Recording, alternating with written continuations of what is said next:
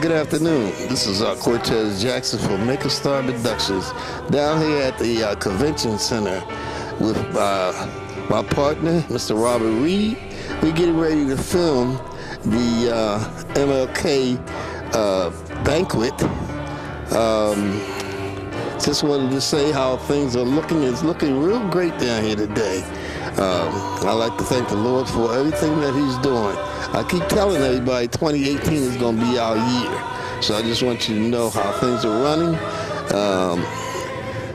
Hopefully, my stage play may be brought here also. That's what I'm looking to kind of do, is bring the stage play to either the Convention Center or either Victoria Theater. So one of the two. I'm claiming both of them. So what I'm going to do right now is I'm going to have him walk around the center so you can kind of see what it looks like here at the Convention Center. As I move around a little bit, just give you an idea of what the Convention Center looks like. So follow me, Robert, as we move around the Convention Center. Over there will be where the banquet's going to be. Matter of fact, let's walk over this way, Robert. Let's show what the banquet room is going to look like. The banquet room is over here. This is where all the activities will be taking place. As you can see, everything is basically set up for the banquet.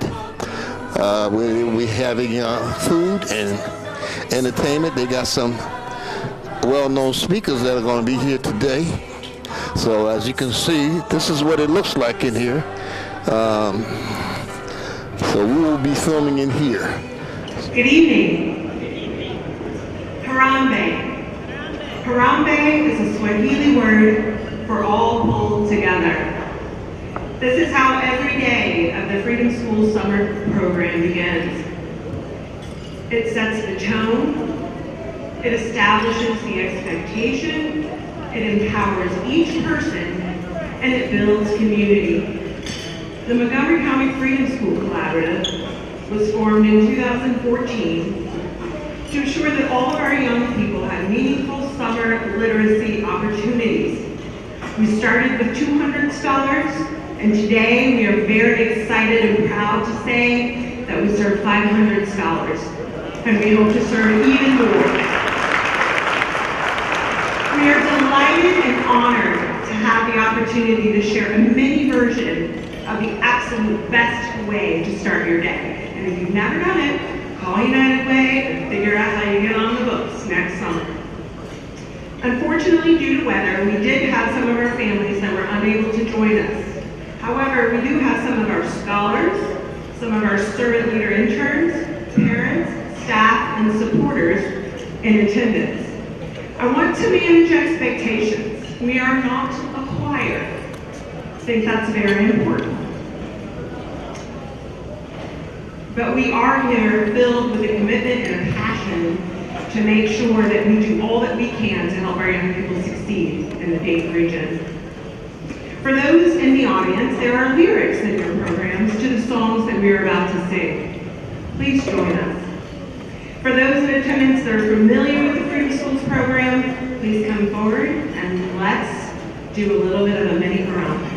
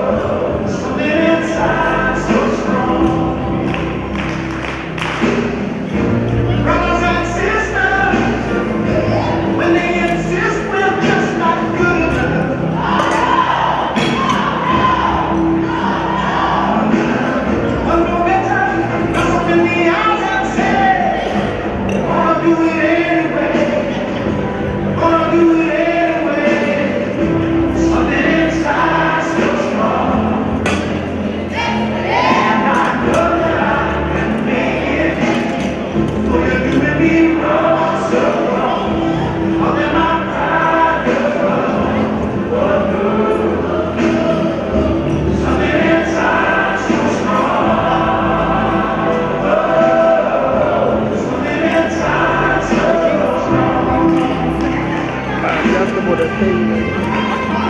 What do you do?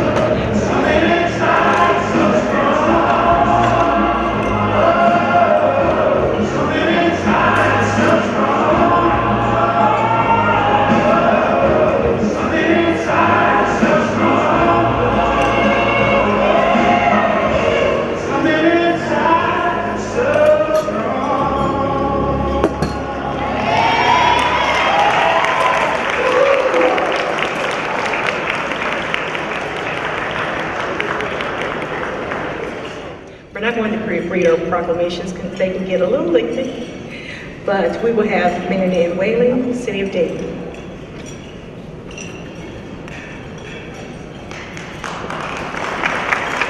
Well, good evening, everyone. Certainly am glad that we've all been spending the day together to celebrate Martin Luther King and appreciate the committee to do such a great work to make sure that our community is remembering how we can honor the legacy of the past and continue on in the future. I want to recognize, I have three city commissioners here sitting there. They're the best looking guys here. I hate to say Commissioner Joseph, Commissioner Shaw, and Commissioner Mills.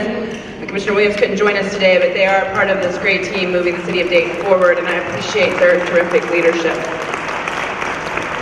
Now, I appreciate the committee putting together Harambe and having the opportunity to have a little fun. Let me just explain to those of you that haven't had the opportunity to go to one of the sites across the city, and I think Trotwood as well. These Children Defense Fund sites or freedom schools that we do every summer are an effort to stop the summer slide. And we start every morning with Harambe, and they have different readers each day come to read a book from police officers, firefighters, and teachers to the city manager has read all across the community every day. And I would just recommend that if you haven't had the opportunity to participate in a freedom school, your day will always be great if you start your day at one of those, and the hope for our community and the hope for our future is in Harambe and the Freedom Schools. We thank you for the United Way's great leadership. So as I think about what we're celebrating here, and I know we're going to have amazing speakers from my dear friend Zerka, who does such terrific work in Columbus and in the community to fight human trafficking and the work that she's doing even across the state. And I think about Dr. King and how he always spoke truth to power. I consider what he would think over this past week with what has been so difficult with our current president. And I don't think Dr. King would be pretty proud of us at this moment. And I think we have to be honest about that. And we have to consider what we can do to show that our community is an open and welcoming community, and what we can do to fight against the inequities and the inequalities in our community and our country. Dr. King would call for us to do that.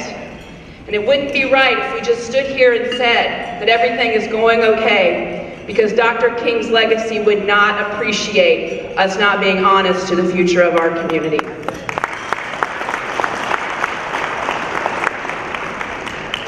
But I also know that his message is not one of hate, but is one of love. So you know, he always said, and one of his famous quotes was, "Darkness cannot drive out darkness, only light can do that.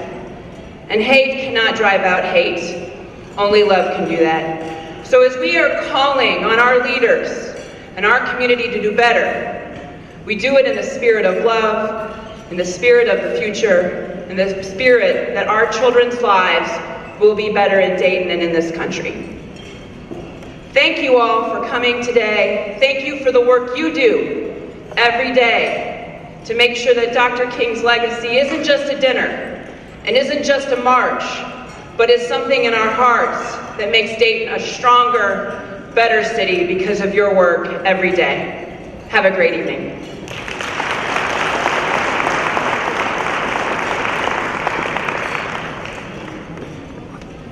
Commissioner Debbie Lieberman, President of Montgomery County Commission. Good evening. I'm a little out of breath still. So what you saw is done every morning at 8 a.m. during Freedom School Summer. And it is, I know a lot of you in here have done it, but you should have all been up there with Nan and I. But imagine all these kids singing the Hallelujah chorus every morning. It is so great and it's beautiful. And so that's why Nan and I joined it, because we're missing Freedom School.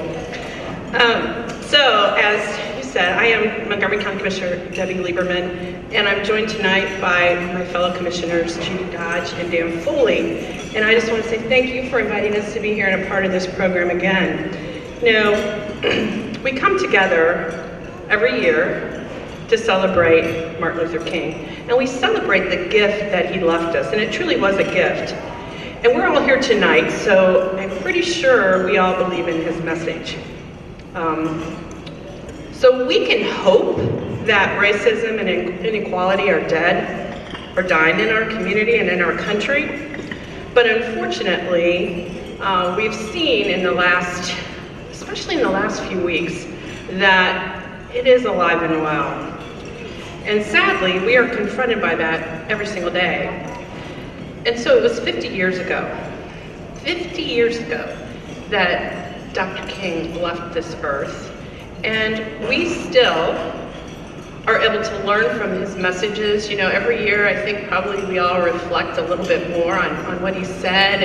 And if you're on social media, you know that we've probably been, every couple posts are another MLK quote. And, you know, it's amazing the things that he said are still relevant, even as relevant to us today. And in some of his message, we must fight injustice with words and never violence. And we must battle inequality shoulder to shoulder, all of us together, but never with weapons and no violence. The only way that we move forward and further the vision of Dr. King's beloved community is when we lift each other up. So I'm not going to read the whole proclamation, but there are parts of it I'm going to read, and then I'll give it to Anthony. So from the county, whereas our community has gathered to commemorate and celebrate the life and legacy of Dr. Martin Luther King, and to improve the lives, bridge social barriers, and move our nation closer to the beloved community that Dr. King envisioned. And whereas this year's theme in celebration is, Am I my brother's keeper?, which represents the causes of equality and social justice that Dr. King fought so hard for throughout his lifetime. And whereas the MLK Celebration Committee has graciously donated their time, hard work, and efforts to ensure that the citizens of Montgomery County enjoy the many multiple celebrations of Dr. King's legacy on this day and throughout the whole month. And the teachings of Dr. King can continue to guide us in addressing our nation's most pressing needs: poverty, economic insecurity, job loss, and education. Now be it resolved that the Board of County Commissioners, Montgomery County, Ohio, does hereby proclaim January of 2018 Dr. Martin Luther King Jr. Month in Montgomery County and ask all citizens to join us in expressing our desire for equality. And that's signed by Judy Dodge, Dan Foley, and myself. I just want to thank the organizers. You know, year after year, you guys put together great events that we're able to take part of, and especially tonight. And a special thank you to my friend, Dr. Anthony Whitmore, for all your hard work and the committee's hard work and dedication throughout the year. So here's the proclamation from Montgomery County.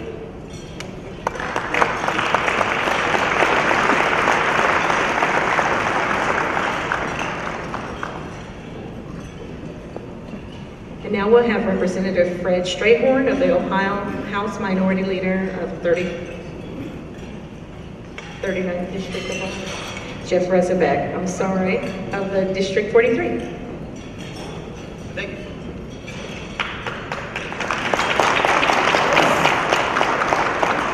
Good evening, MLK Dayton. I'm joined at the podium by my colleague, Representative Jeff Rezebeck, and also another one of our colleagues, Naraj-Antani, is in the audience. I don't know if they hear. Naraj, are you here? He's in the back there, Naraj-Antani. I want to thank everybody. I want to thank MLK Dayton for putting this on, and Anthony Whitmore for all your hard work, and I know your committee has worked hard over the years to make sure that we keep this very important recognition alive.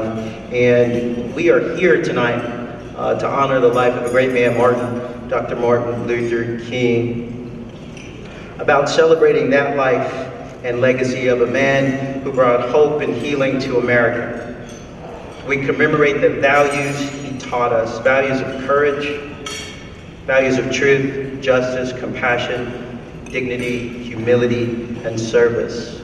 His words, his voice, and his vision answered our collective longing to become a country that truly lived up to its most noble principles. When I look out across an audience like this, I'm struck by the diversity in our crowd. And I'm reminded that in the end, what's most important to all of us is that we're Americans.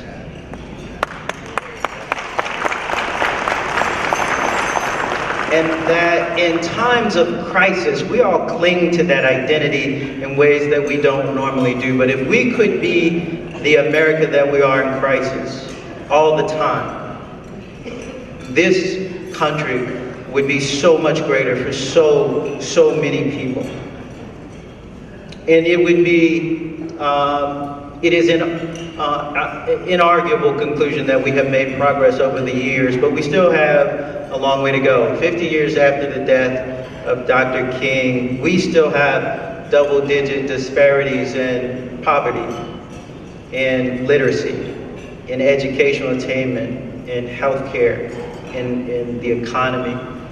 And while people can talk anecdotally about what may or may not be the reasons for that, the one thing that I do love about math is that math doesn't lie. You cannot have that kind of disparity and have a system that is working for all Americans.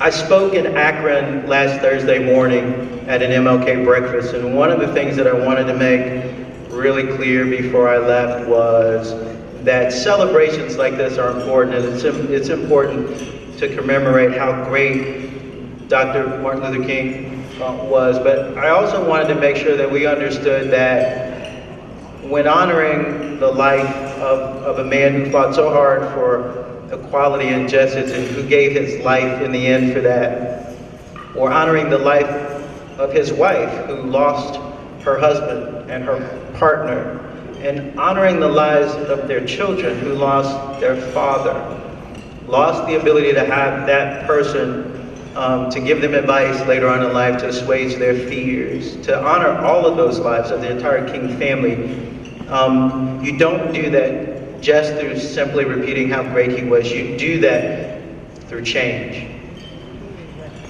And so as you guys leave here tonight, I hope everybody will recommit themselves as you go forth to engaging in everything that you can do in this community and beyond to fight for racial justice and equality.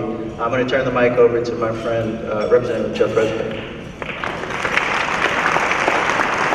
Thank you, Leader Strayhorn. Again, I'm Jeff Resnick of the 43rd District. I would just like to congratulate MLK Dayton on another tremendous week of events, all the way from the prayer breakfast to this dinner, and congratulate all those co-chairs that put a tremendous amount of work in putting this forward for everybody.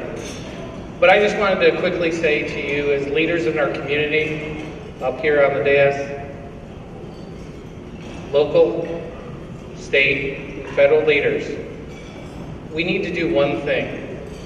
And I preached this when I ran through the district in my community, and I've worked with Mayor McDonald out in Trotwood, and we've done the one thing. We put one thing in our force and up first every time. And it's what Dr. King has always said. And it's very simple, and I challenge you and everybody up here. Let us all do the right thing. It is time that we start working together. It is time that we do that. It is important that we do that for the children of our community, to make our community better, stronger, and more effective. So I congratulate Dr. Whitmore, and I just wish everybody will do the right thing from now forward. Thank you very much. And we have a commendation. We won't read it, but it is signed by the Speaker of the House, Cliff Rosenberger, Representative Jeff Resnick, and myself, Representative Fred Strayhorn. Thank you, Tony Pritt.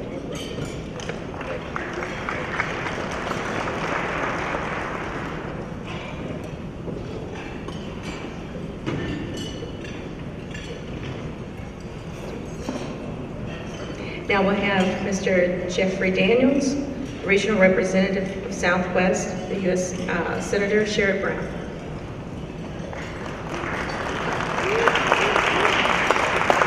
Good evening, everybody. I'll keep this brief. It's really an honor to be here tonight. While Senator Brown is unable to join us, he has sent along a proclamation for me to deliver to the event's organizers. He also wanted me to express on his behalf his sincere appreciation for the effort that all of you put in to bend the arc of our moral universe, as Dr. King would say, towards justice. Efforts exemplified by the Dayton Young Men of Color Initiative, the Wesley Community Center, the Gym City Market Co-op Initiative, and so many other groups across Dayton and throughout the state. He wishes you all the best for the future as you continue that work. Thank you.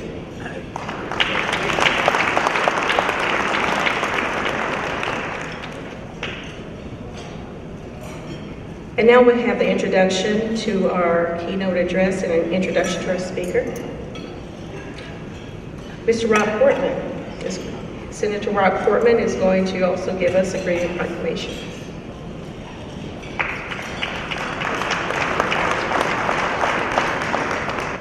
Kimberly, thank you, and what an amazing couple of weeks this is in the Miami Valley. I think if Dr. King were to come back today, 50 years later, he would be disappointed by some things, and he would be very pleased by others. And one that he would be pleased with is the degree to which Dayton, Ohio, and the Miami Valley continues to not just celebrate his life, but live that legacy. So congratulations to you, my friend Anthony Whitmore. Anthony and I have spent a lot of time together over the years. We've gone to church together. We've worked on issues like Second Chance, getting people from prison into healthy, productive lives. We have worked on the drug epidemic together. And I just want to congratulate him and his committee for once again putting on an amazing celebration. If you look at this program, it is incredible what they have done. Thank you all. It's always good to be here with some of my friends who are also elected officials, Mayor Nan Whaley, of course, but also Representative Strayhorn, who is the top Democrat in the General Assembly. Big deal guy, humble, but big deal. Jeff Resnick is a rising star there, as is Neeraj Antani, who was here earlier. So the Miami Valley is well represented. I love the theme of the program today. Here's Martin Luther King. Dr. King said, "We are inevitably our brother's keeper because we are our brother's brother. Whatever affects one directly affects all indirectly." And I think sometimes we forget that. Our country is based on this foundation, and I think we honor his legacy best by working together to march toward that more compassionate and just society. Everyone's got a role to play in that march, don't they? So whether it's in your family, or at your place of business, or whether it is for some of us in elected office, our job is to create that more just society. Based on that model that he laid out, I'll continue to try to do my small part in the United States Senate at the federal level, and there's so much to do, isn't there? And I've worked with so many of you on so many issues. Right now, we face a drug epidemic here in the Valley, and it's not getting better. I fear it's getting worse. This is something that affects all of us, and certainly affects our brothers and our sisters.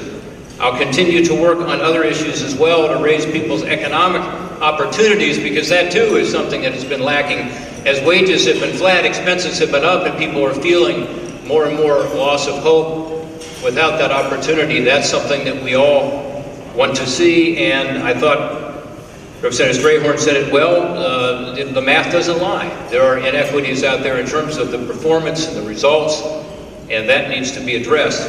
I will say there is one issue that I want to touch on tonight that I do think Dr. King would be particularly focused on, because I think he would be amazed that in this century, in this country, in this city, in this state, that we have an increase, not a decrease, in the trafficking of human beings.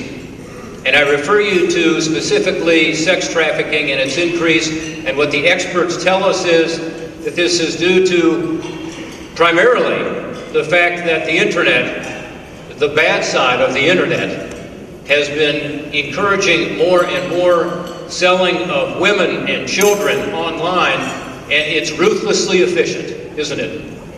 And that's one reason we see this increase that experts talk about. I will tell you that in the United States Senate, we have been working on this. We've passed legislation over the past 6 years. I started a caucus on this to get all my colleagues engaged, but we have not made the progress we should.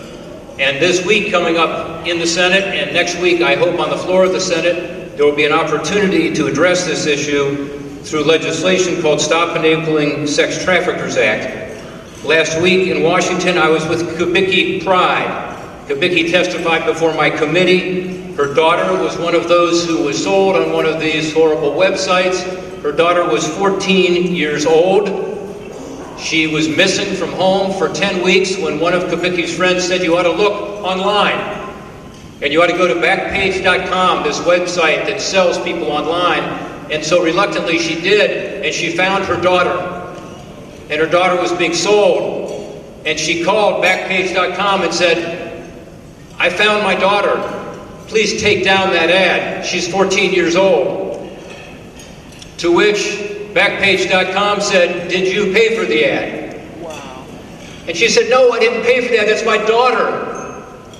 Backpage.com said, "If you did not pay for the ad, you cannot take down the ad." That's how evil these people are. We have done a 2-year investigation. We know that they knowingly sell underage girls online, and it continues again in this century, in this city, in this state, in this country.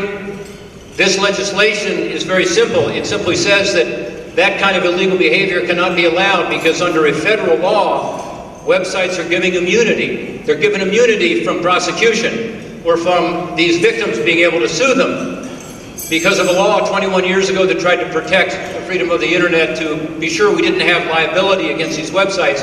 Ladies and gentlemen, it is time to change that law and to give these victims the justice they deserve, and to allow our prosecutors to go after these people to stop this injustice. So, as you know, many people are engaged in this fight. Zurga Abid, who you will hear from later tonight, has been forcefully advocating for Muslim girls who are caught in the web of sex trafficking, not just here in Ohio, but nationally. I applaud her. I told her that tonight.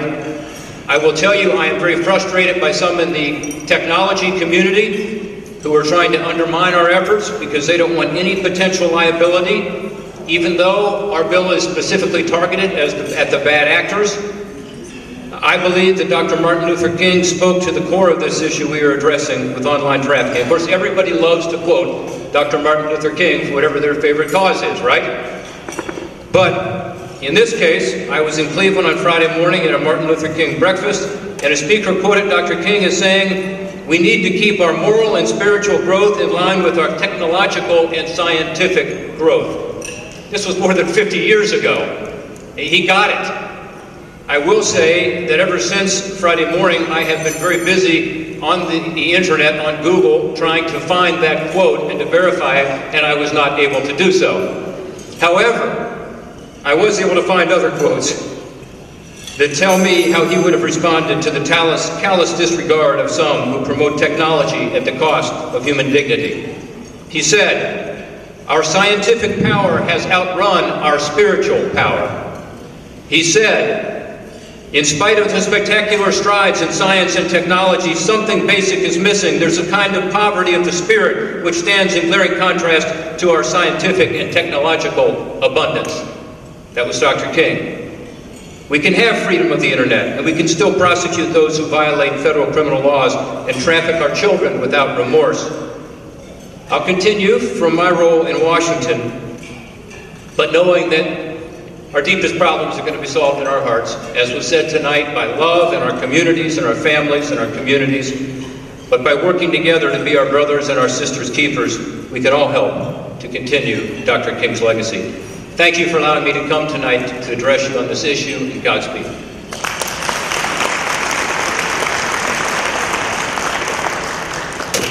Good evening. I'll try it again. Good evening. And I hope that you're not that full, and I know I should not be up here, but the mistress of ceremonies is saying to me that I'm going to have to do this part. And I want us to move quickly because one of the things we pride ourselves on is getting you in here, get you entertained, get you educated and informed, and then we try to get you out as quickly as we can. I'd like to introduce the first speaker, and you've heard from our wonderful Senator Rob Portman, and of course our delightful Mayor Nan Whaley speak to you a bit about Zirka a bit. Zirka and I met a while back. We both spoke together on a forum for my other Muslim brothers and sisters, and I was just taken by her. She's a social and political activist, definite community organizer. She's a blogger, for those of you that are out there, and writer, a great public speaker. She campaigns, a business owner. She's a national speaker, and she's launched teams across the country to address various social political issues.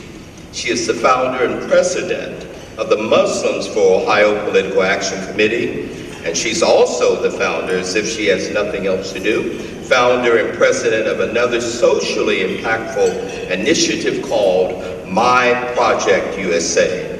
And My Project USA is a national organization to protect and empower Muslim Americans, youth, and families against human trafficking, drugs, gangs, radicalization through civic engagement and community development. Under My Project USA, she has also been launched a national initiative entitled Muslims Against Human Trafficking. Please join me by giving a warm MLK welcome to our sister, Zirka Abed.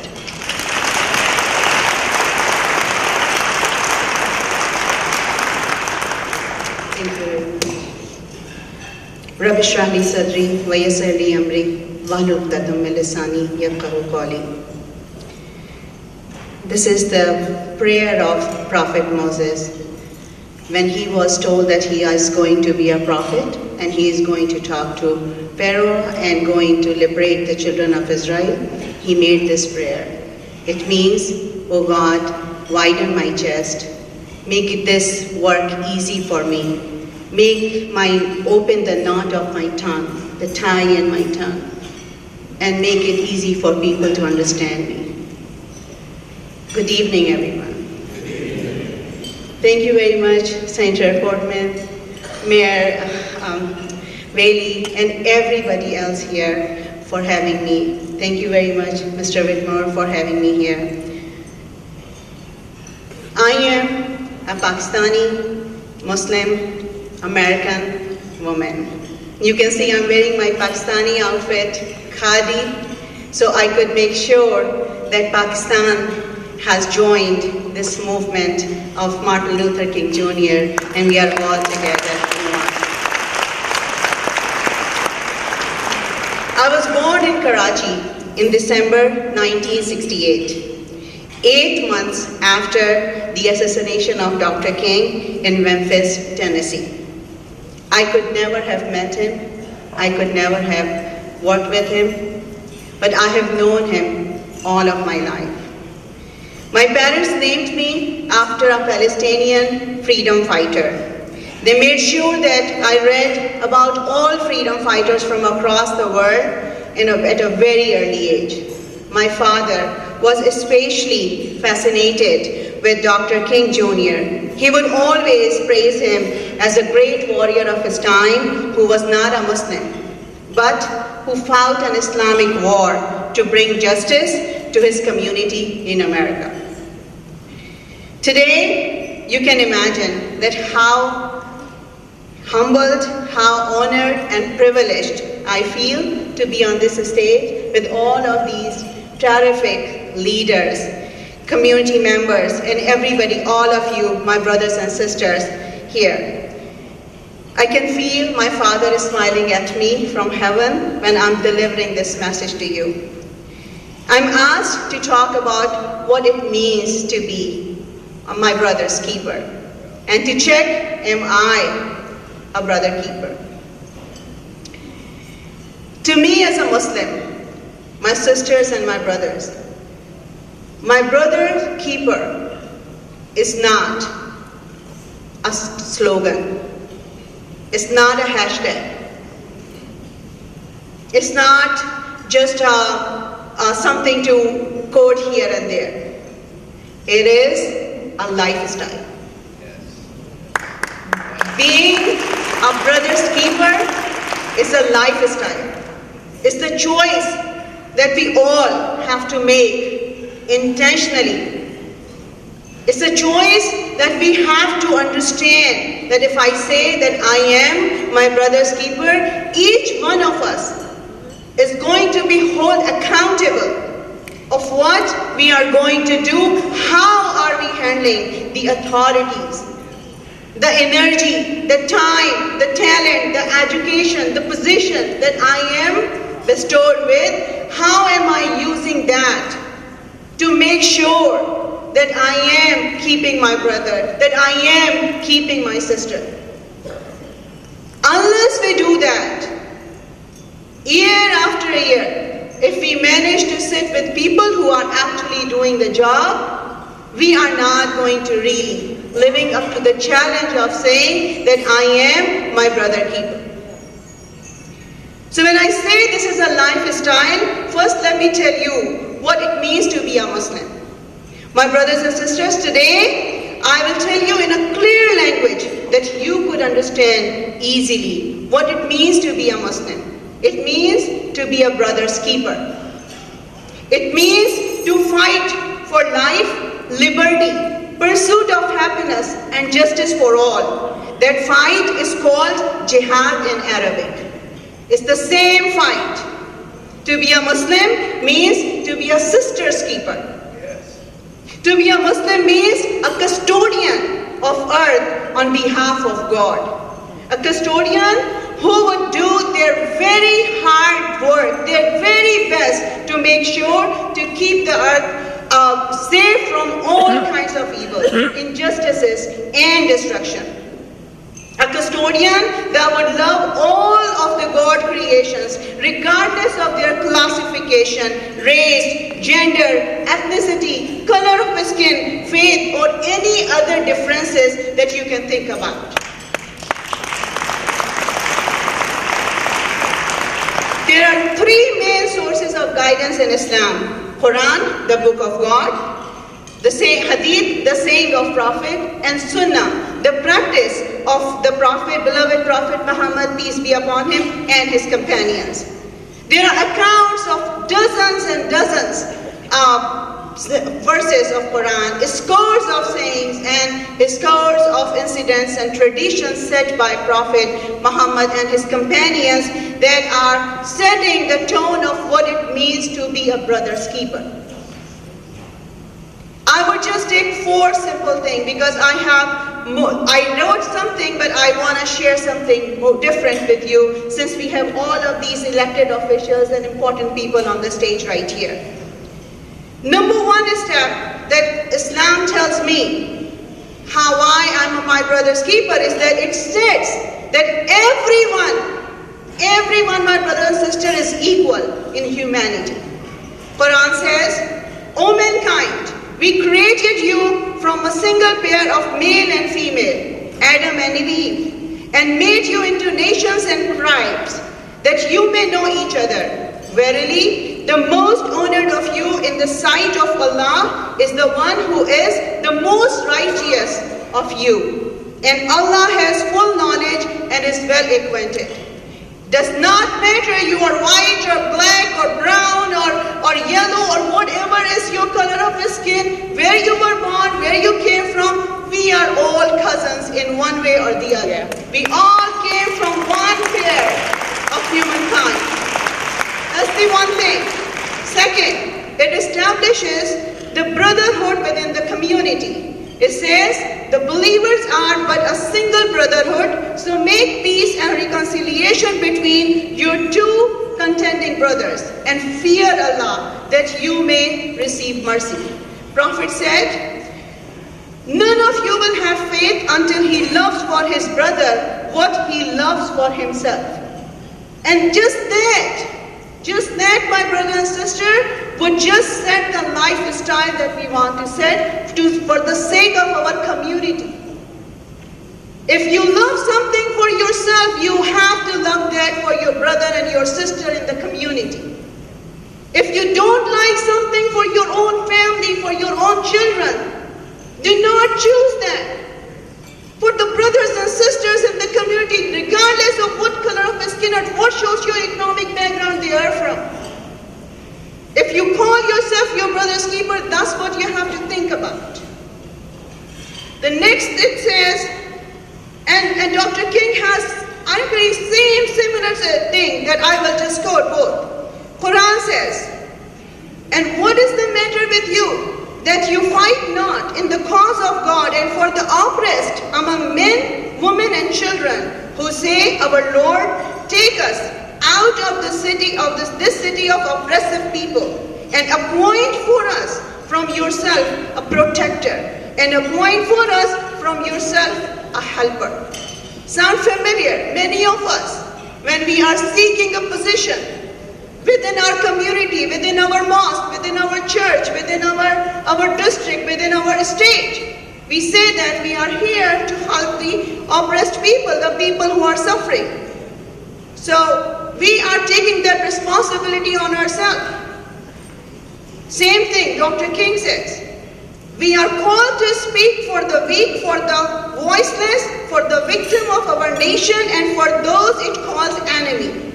For no document from human hands can make these humans any less our brothers and sisters. This is the core value that we all share as human beings.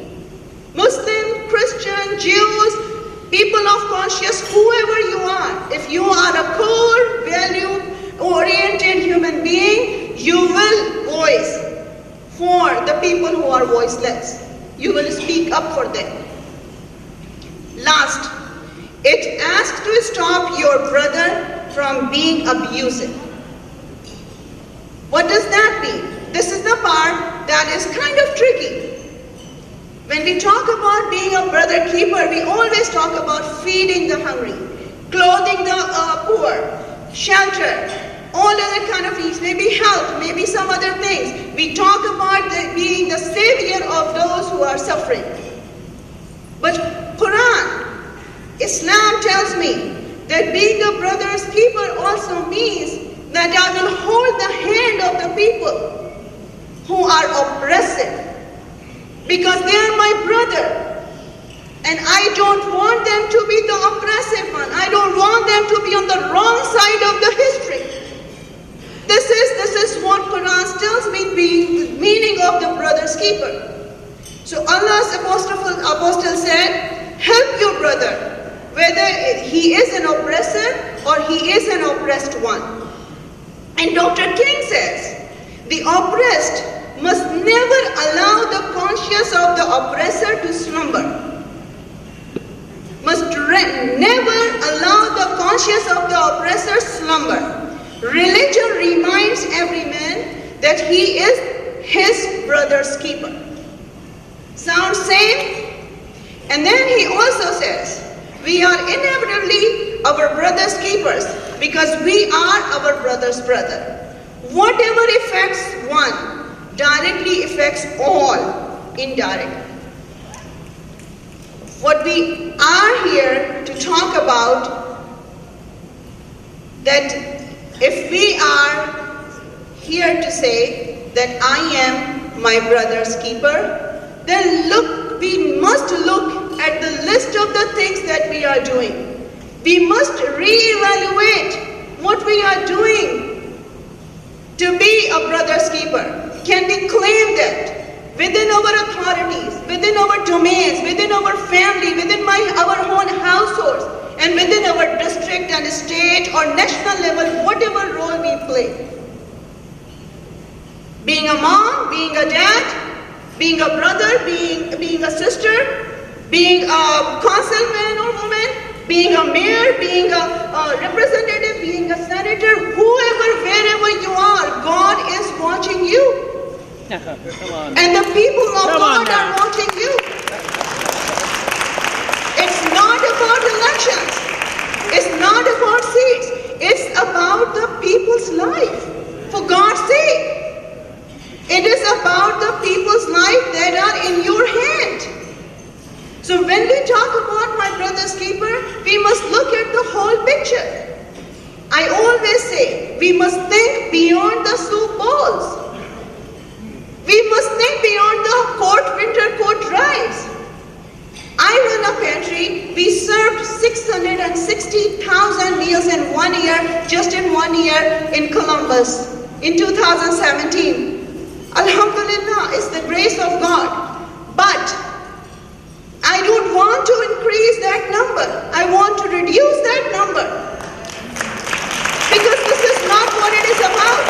Yes, we do pantries because if children are hungry, they are more vulnerable to these pimps in the neighborhood. Come on now. It's the fact.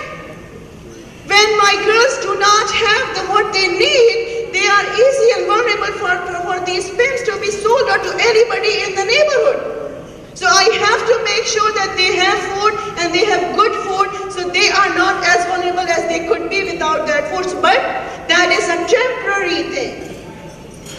I do want to serve in my pantry, but that serving has to be done not for new people maybe next time. I want to make sure these people in the lines of pantry are employed by next year. Right.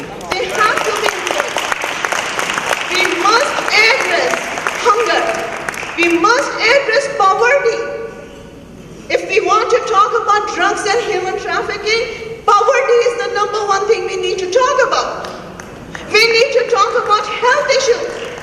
We must talk about the health reform we are talking about. We must talk about the tax cuts and all the tax reform that we are talking about right now in the national level, in the local level, in the Ohio state, everywhere. If we want to talk about human trafficking and drugs and gangs issues, we must talk about all of this. Unless we do that, we cannot say, and we should not have the face to say, that we are our brother's keeper. Come on. There it is. There it is. My brothers and sisters, we must remember that food, clothes, shelter, education, drugs, gangs, crimes, human trafficking, all of them are interrelated. Schools to prison pipeline. When are we going to talk about that? When are we going to talk about our black children being jailed for not coming with the right color of socks and hoodies or going to back room on wrong time? This happens every day in our cities, here and there, and we need to address it. So as a community, my brothers and sisters, as a community, we all have to look at each other's eyes. And we all have to come together, regardless of who I am, regardless of who you are. At the end of the day, we are the city of Dayton. We are Ohioans. We are Americans. We are human beings. And if we want to say that I am my brother's keeper, I am my sister's keeper, we have to look at the bigger picture. And this is not going to happen unless we all sincerely take a pause, step back and look at ourselves. Oh my God, I am at this position. I am a school principal, I'm a mom, I'm a dad, I'm a mayor of a city, I'm a senator. Oh my God. And so many people in this city, so many people in this household, so many people in my state are going through this. And then, yes, when we talk about it, and I sincerely thank Senator Portman for his role, for his passion to address human trafficking, we need to think about everything else because of which human trafficking is going up. And I would say health reform. Making sure everybody has proper health coverage is the most crucial one. I work on internet issues every day. In Wedgwood community, there were 17 shootings and 7 people died last year. Somali refugee community, very, very close-knit community, less internet availability and everything, but this happens. So internet does play a role. But believe me, our children are more vulnerable because there is a huge poverty issue. Our children are vulnerable because they are hungry. Our children are vulnerable because their parents did not get the enough resources and enough support that they need to come and to achieve the dreams that every other American is entitled to achieve in their lifetime. So my brothers and sisters, I would not take more time. I would again remind you a few things about myself. So if we are joining hands, you should remember. My name is Zarqa Abid. I am a Pakistani Muslim American woman. I am my brother's keeper. I am my sister's keeper. And I am a mother for so many. My jihad is to fight for the life, liberty, pursuit of happiness, and justice for all. My project is USA. My project is Dayton. My project is Columbus. And my community is my priority. Our march toward the promised land continues. One day we will reach there. But until then, we must keep each other for our own sake and for the sake of our children and our grandchildren. We must unite, we must march together, but we must reevaluate and make sure that we live the life that we will say that I was my brother keeper. We should not make it a hashtag, we should not make it a slogan. God is watching us and people are watching us. Thank you very much.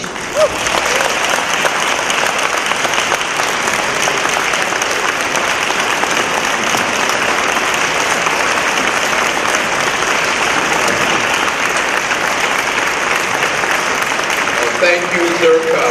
And you see the community also thanks you. And we certainly will remember, Zarqa, that you are Pakistani and you are Zarqa Abid. Let's give her another applause. Thank you for those great words of motivation and encouragement. Our next speaker this evening hails from the Miami Valley, So that means he is a native who has spent the majority of his life in this region. Our speaker, William McChesney, he experienced a rather difficult, he experienced it difficult. We're going to do it just like we're talking. When we're talking, we're going to keep it real. One of the things that was really important is having the diversity here, because we can't talk about MLK has in its mission diversity. We got to show it, be it, and do it. So that's why we have the folks that you're listening to today. William is a graduate of Sinclair. Sinclair had a major impact on this young man. And I wanted you all to remember, because sometimes we assume that only certain groups can experience deprivation, hardships, difficult times, ugliness, despair. So I wanted to bring William McChesney to you so you could hear about William's upbringing and to hear William's story, so that we can then see how Zerka has already interwoven the humanness for all of us.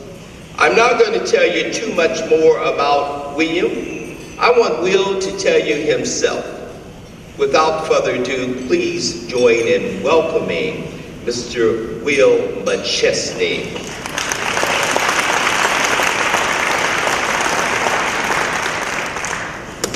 Good evening, everyone.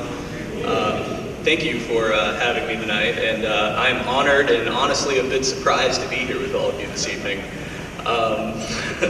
I say this because for the vast majority of my life, I was far from being my brother's keeper.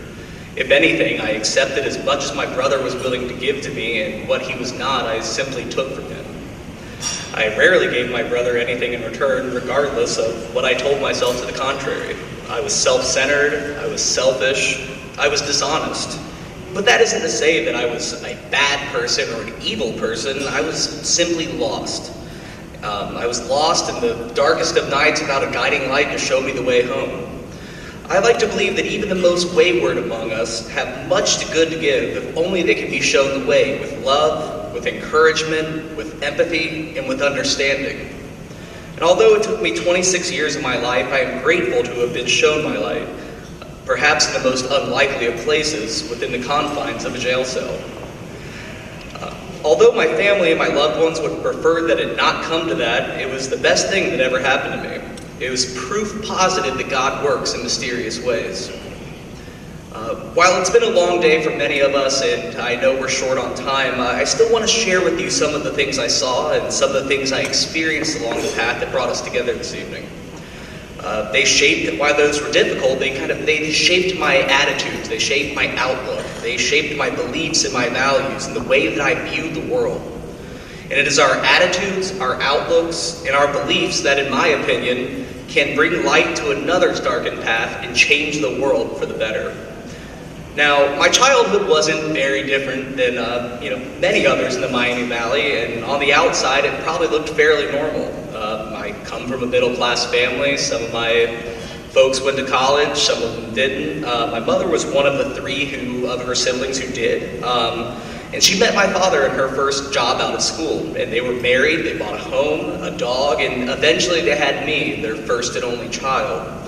Now, things looked fine on the outside. It looked as though they had achieved their share of the American dream. But on the inside, they kept a dark secret. They both struggled with chemical dependency and alcoholism. And their addictions were the downfall of their short marriage. They split up when I was going into first grade, and I took their divorce very hard. Being that young, I didn't recognize that mom is an addict and dad is an alcoholic. They were just mom and dad, and I couldn't understand why mom and dad fought and why we couldn't live together anymore. But it wasn't long before I started to notice that my mom and my dad weren't quite like the other parents. My mom would get very confused in public and act irrationally. She would get lost and drive off of the road sometimes when we were going places. She would call friends and family to come take care of me when she was too intoxicated to take care of me herself.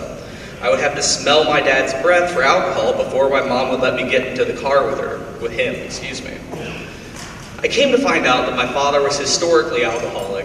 long before I was born, which is why he tried to hide his drinking. He would swear hand to God that he wasn't drinking, in spite of the fact that I would sometimes find dozens of empty, cheap bottles of liquor hidden throughout his house. Now, I say all of this, but at their core, my parents were truly wonderful people, but they were exactly what I came to be later in life. They were sick, and they were lost. Slowly but surely, the other kids' parents started to notice. In spite of the fact that my teachers thought I was very bright, I was a bad student. They thought that I was a bad seed. They thought I was a bad influence. And it wasn't long before I started proving them right. I spent a lot of time alone as a child. I didn't have brothers or sisters yet, and I spent the weekends with my dad in Cincinnati and the school weeks here in Dayton with my mom. So as a result, I didn't have very many friends.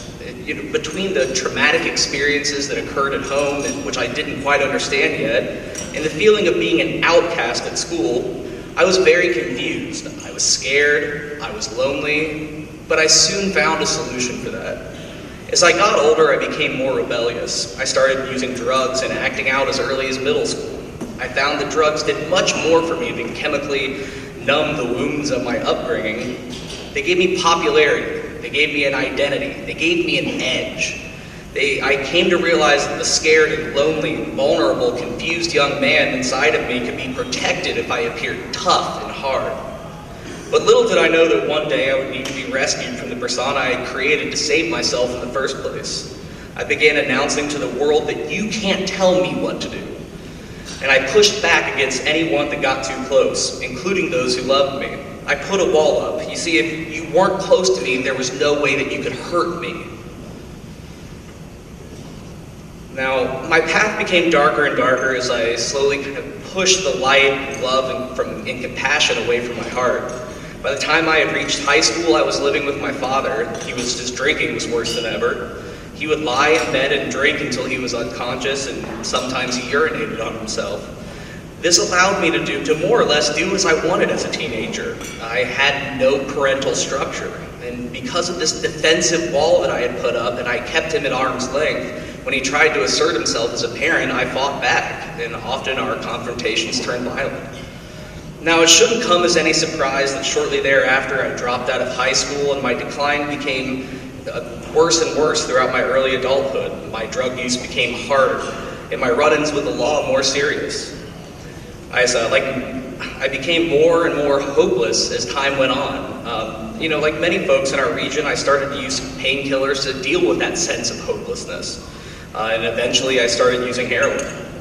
From there, I experienced periods of incarceration. I experienced periods of homelessness. And during one of these periods of incarceration, I received word from my mother that my father had finally lost his battle with alcoholism and passed away. In spite of the fact that his death should have served as a foreshadow to my future, it still wasn't enough for me to change my ways. My mother, by this point was remarried to a wonderful man who loved me as his own son and had 3 other kids that I treat as my brothers and sisters today. My mother just tried over and over again to reach me, but it just still wasn't enough. And nobody could reach me until I was ready to be reached myself. And that moment came in my darkest hour. I was yet again sitting in a jail cell, this time facing very serious charges that could have sent me to prison for the rest of the decade. I was at my lowest of lows, and I can remember getting down on my hands and knees, and I remember praying to God to take my life. I just did not want to live anymore. I had run myself ragged, trying to save myself in some convoluted sense, but there was just nothing left. I was absolutely broken physically, mentally, and most important, spiritually. But as you can see, that plan didn't necessarily work out. God decided not to take my life, and I'm very much here standing in front of you. This isn't an apparition. But my charges were reduced, and I was set free a couple of months later. Before I left, I started a work program of recovery, and I found a higher power of my understanding. I was free from my addictions and realized that I had never had to live my life in that way again. I shed this tough persona and realized that it was okay to be scared. It was okay to be vulnerable. It was okay to love and to be loved. I realized that I had truly been granted a new life and that I would not waste another day of it. I continued my involvement in a 12-step program. I am proud to say that I haven't found it necessary to take a drink or a drug since April 26, 2013.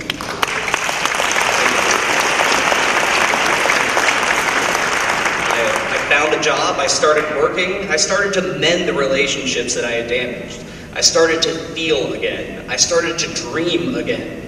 I started to look forward to the future and think of the ways that I could give back and change the world for the better. In short, I started to think about how I could become my brother's keeper. I thought back to my experiences. I thought about some of the injustices and inequality that I saw. After some soul searching and some research about my eligibility, I decided that I wanted to become a lawyer, and I wanted to try to right some of the wrongs that I observed in my journey. And I started here at Sinclair Community College here in Dayton, but I had no idea what awaited me. I had doubts about whether or not I could be successful in the classroom. I was nervous, I was scared, but as I had learned for the first time, that was okay. And as Dr. King said, if you can't fly, then run. If you can't run, then walk. If you can't walk, then crawl. But whatever you do, you have to keep moving forward. And moving forward is what I did. I met so many wonderful faculty, staff, and administrators at Sinclair who helped me to keep moving forward. They saw something within myself that I didn't see within myself. They made me believe that I could believe in me. With their help, I received a 4.0 GPA for 6 semesters while still trying to finding time to give back. Then I moved on to the Ohio State University. Apparently that's in the ORC somewhere, you have to pronounce it as such, where I'm a student today. But with so much inequality and injustice in our society, I was unsure about how I should even begin. A career in public interest law can take so many different forms, but I looked to my own experiences and my own observations for guidance. I remember seeing people who were stuck sitting in jails for over a year or more while awaiting their constitutionally guaranteed right to a fair and speedy trial simply because their families did not make enough money to contribute to a for-profit bail industry. Some folks for amounts as low as a few $100s, while others who could afford it simply walked away free. And in my opinion, that is not equality. I remember seeing folks sitting in jails in dark, cramped, putrid conditions designed to break their will to fight for their own freedom, accepting years-long plea agreements from prosecutors simply because they couldn't stand being in county jail any longer. Furthermore, they were advised to take deals by their overworked and underpaid public defenders who simply just didn't have the time to provide them with the best defense possible. Meanwhile, people with families who could hire an attorney receive favorable sentences, if one really came at all. And again, I don't believe that to be equality. I remember seeing people in and out of jails and institutions because society does not accept them upon their release. After one is convicted of a felony, they are subjected to legalized discrimination from education, housing, employment, and government benefits. I can remember applying for a job and having to check the box, where I had to disclose that I had been convicted of either a murder, a rape, robbery, theft, or a drug crime. Before I was able to be interviewed, I was unable to sign an apartment lease to live in a safe, quiet neighborhood because of my felony convictions. They didn't want people like me there. When I applied to Ohio State, I was initially denied admission to Ohio State in spite of my GPA and list of accomplishments. It's this permanent second-class citizenry that is not equality. Now the list continues, but far too often in our criminal justice system, it is people of color and minorities who are disproportionately affected. In this country, African Americans are incarcerated at a rate of over 5 times that of whites. In 5 states within our union, African Americans are incarcerated in numbers over 10 times of that of whites. 12 states within our union have prison populations that are more than half African American, and in the state of Maryland, that's 72%.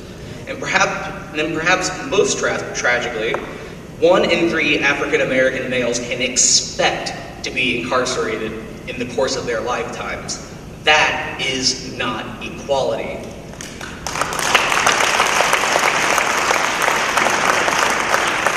Now, the 14th Amendment to our Constitution, one of the so-called Reconstruction Amendments that essentially abolished slavery after the Civil War, That guarantees equal protection under the law. It is overwhelmingly evident that this guaranteed equal protection is legitimate only in principle and not in practice.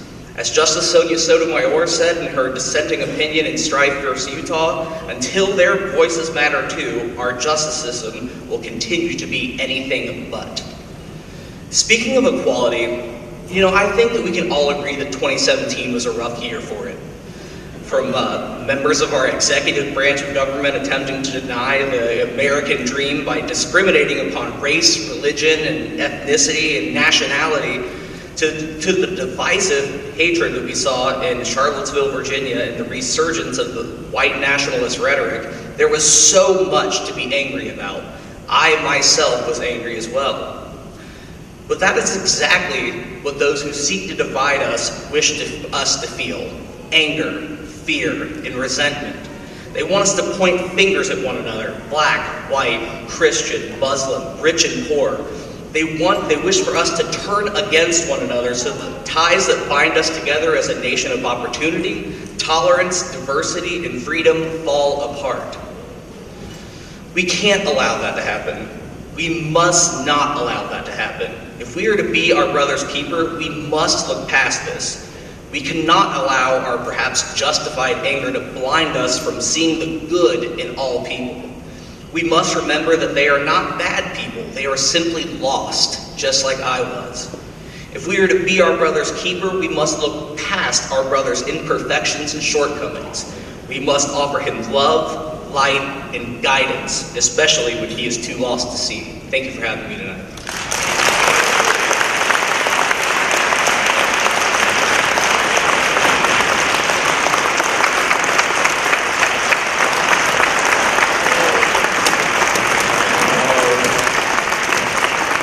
Thank you, Will McChesney. You can see why I love him so much. But Will, this evening I want to tell you, not only do I love you, son, I respect you because you're able to speak truth. And we're also glad that you didn't take your life, Will, because now, and you see that God is never finished with us, folks. Now, we may not always, Senator, believe in second chances, Senator Portman, but God is more than a second and a third and a fourth, because some of us are hard-headed. Some of us take all that extra time. And I'm just so glad that God doesn't give up when man does. So we're grateful for young people like Will McChesney. And he's majoring in political science at The Ohio State that he shared with you. He's specializing in democracy and law. And of course, when we're talking, where does that lead? You can imagine that will be our civil rights attorney one day. Will McChesney, fighting for all rights of people. Thank you, Will. I'd like to take this opportunity now for our final keynote speaker of the evening. He hails from Oakwood University, where he is very proud of that. And that's at school somewhere in Huntsville, Alabama. And some of you know I'm looking to relocate in Tuskegee, so I'm a little further down that other direction. And he's currently a resident of Los Angeles, California. David Anthony Johnson is an outstanding, gifted, professional, motivational speaker, inspirational solo artist, he sings as well, and a phenomenal Martin Luther King, Dr. Martin Luther King orator. And that's what he specializes in. He's a storyteller to me.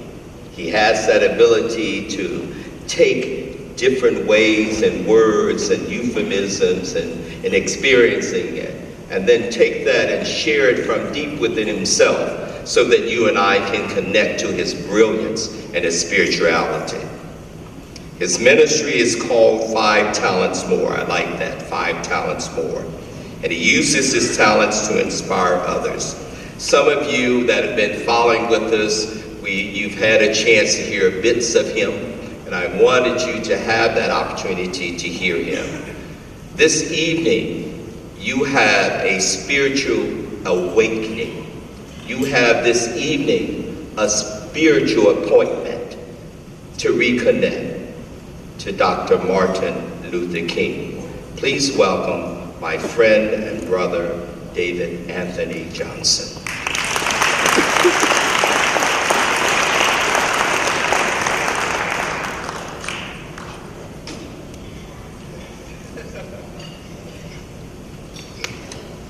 Good evening.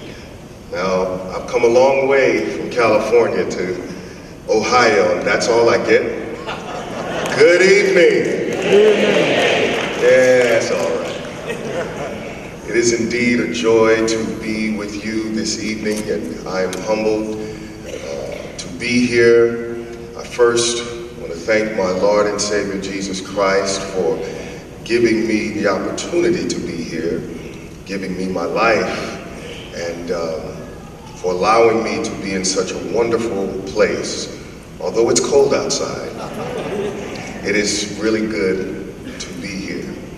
I also want to start by thanking Pastor Delphiny Gordon. Could you wave your hand, Pastor Delphiny Gordon? Could you stand up? Could you just stand up, please?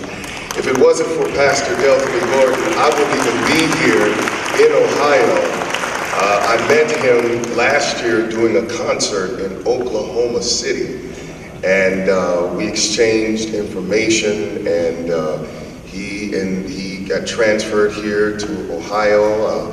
He's now the pastor of the Beaver Creek Seventh-day Adventist Church, and he invited me to Ohio. And I want to thank you for bringing me here. Thank you very much, you and your lovely family. I also want to thank a gentleman that was so professional, and I feel like I've known him for 1,000 years. That is Mr. Keith Jenkins. Can you please stand, Mr. Keith Jenkins? What a professional way. I feel like I've gained another brother. Thank you so much. He was instrumental in organizing, and all the wonderful people from the Kettering Hospital. Thank you so much for allowing me to come and making it convenient for me to come. And Keith, thank you for spearheading that. Truly humbled, and thank you. I also want to thank Dr. Anthony Whitmore. Although I've just met him this weekend, I feel like I've known him for 1,000 years. Thank you so much for everything that you have done, and all the people, the thousands of people he's introduced me to. I just want to say thank you very, very much. Looking forward to working with you and Pastor Gordon and Brother Jenkins in the near future. And I also want to thank Mr. Kenny Wilkinson for the wonderful pictures and the videos and all the efforts that you have done, sir. Thank you so very, very much. And to all of the people that I've had a chance to speak with and talk to, it was so good just hearing your life stories. I draw from that. So all those who I had an opportunity to speak with, thank you for your stories. They inspire me. I'm just really, really happy to be here. We're celebrating a great man, Dr. Martin Luther King Jr. When I was a child growing up in St. Louis, Missouri, a few years after Dr. King's assassination, my great-grandmother, who helped to raise me along with my mother and my aunt. My father was a wealthy man but lived on another side of town. He had a family, his own family. And so I didn't know my father until I was 7, and then again when I was 14. But my great-grandmother, my mother, my aunt did not allow that to stop me. My great-grandmother, her father was a slave. The woman that helped to raise me, her father was a slave. He was born in 1857, 6 years before the Emancipation Proclamation in 1863. This woman used to always show me the cuts in her hands from picking cotton. And she would say, now look, baby, this cut right here was in 10. That's 1910, okay? And she would show me how her father taught her how to press down and gently spin and twist the cotton to pull it up without getting pricked. And many times she didn't do it right because she said she was hard-headed, and she ended up cutting herself. She would talk to me about the advent of the automobile and how she didn't trust that little gadget and that it was going to soon run its course and they would go back to what was more calming, horse and buggy. So she would sit down and talk to me about life in Tennessee, Brownsville, Tennessee, back in the 1900s, where she was born July 31st, 1902. And she would talk to me about how black people were treated, how badly they were treated, how they were called boy and girl, even when they were old enough to be the speaker's grandparents. But she would always instill into me love. David, you gotta have love. She would say, you know, sometimes being a black person living down in this world is hell. But if you hate those who hate you, you going to hell. That's 2 hells too many. So she would say, if you don't make it in, David, I'm gonna whoop your butt. So I said, Mama, I'm gonna be there. Trust me, I'm gonna be there because I don't want to get a whooping. So she would get Dr. King albums. Yes. And she would play his albums when we would come home from church. Or should I say for those, church. And she would play the albums. This was in the 70s on the big stereos, if you can remember. And the old 78s, if you can remember. And there was a white album with a drawing of this man that it seemed in my life at the age of 5 that everyone paid attention to. I didn't know who he was or what he did, but I knew he had to be somebody special. Because when I was at the grocery store with my great-grandmother getting some lifesavers, I would look, and there he was on the magazine. He scared me because he seemed, as a 5-year-old, to be in a lot of pain. When he would be taking a picture on a magazine, he would be... So I thought this man was scary, was like a monster. And then when I was at the barber shop, I was too little to sit in the chair proper. And so in those days, you would have the big board that would sit on the barber chair, and I would sit on the board. And while the barber is cutting what we call the kitchen, and my head is down, I would look up, and there on the calendar was that same man. And I thought, who is this man? And why is he so popular? And at church, when it was hot on those hot, humid Midwestern days, can I get an amen? The old ladies would be fanning themselves, and in slow motion I would look at the fan, and I'd look, and there on the fan was the same person. And I thought, who is this man? Why is he following me? And then after church, my great-grandmother would get the album out. After we finished eating, after she finished playing Mahalia Jackson, I want to be at the meet. I want to be at the meet. And she'd get her little holy dance on while she's staring the collard greens. Ooh, that's my song. That's my song. And I'd look at her and say, I just love this woman. God, thank you for this woman. And when she would sit there and tell me slave stories or stories of generations, just a few generations after slavery, I would listen as she would talk to me about the Negro spirituals and the codes in the songs that Harriet Tubman used in order to go down and get folk and take them across the Ohio River and have them be free on their way up eventually to Canada.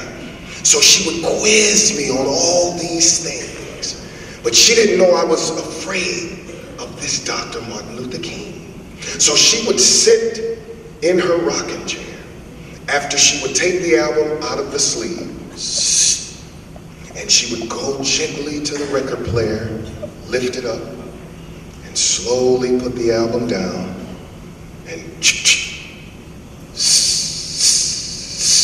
And I knew this voice, because it would be thundering and lightning outside. So I equated his voice with thundering and lightning. And so as soon as that voice would come, I would run over there to her. Mommy, you know I love you so much.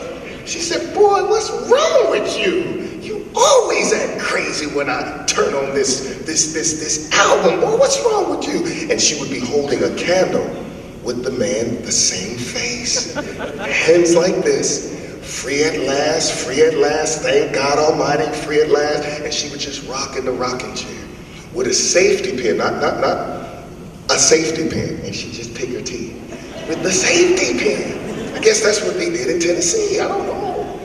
And she would sit there and tears would come down and she would listen to, as for me, this scary voice. So I would hold her hand and tremble. And she said, boy, are you scared of his voice? You smell? She said, let me tell you something. This is Dr. Martin Luther King. He was our Moses. He said things we never thought we had a right to think, let alone say. He made all of us feel good. And David, do you know when he died? He died planning a poor people's campaign.